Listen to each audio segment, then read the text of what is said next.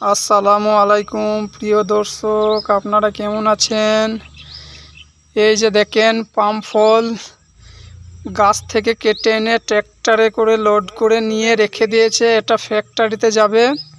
পাম ফলের কালারগুলো দেখেন বন্ধুরা কতটা সুন্দর। আর এই যে এগুলো দেখছেন এগুলো কাঁটা, এত শক্ত কাঁটা তোমাদেরকে বলবো কি বন্ধুরা। আর এই দেখেন কত সুন্দর লাগছে পাম ফলগুলোকে দেখতে। এক একটা ফল কিছু না হলে 20 কেজি, 25 কেজি, 30 কেজি এরকম ওয়েট হবে।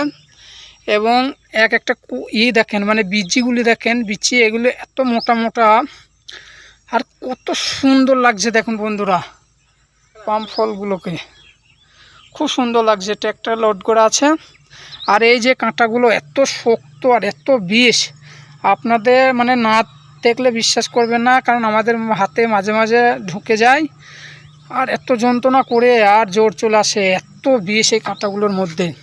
আর এই ফলটাকে দেখেন কত সুন্দর কালার, ফলটার একবারে কাঁচা জামের মতো লাগছে বা খেজুরের মতো লাগছে। আমাদের এলাকার যে খেজুরগুলো থাকে না, সেই খেজুরের মতো লাগছে। এটা দেখেন একবারে হলুদ।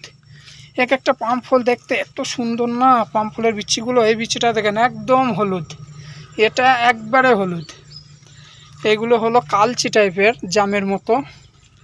তো বন্ধুরা ভালো থাকবেন, এবং ভিডিওটা যদি ভালো লাগে লাইক, কমেন্ট এবং ফলো করবেন। ইনশাআল্লাহ, খোদা হাফেজ।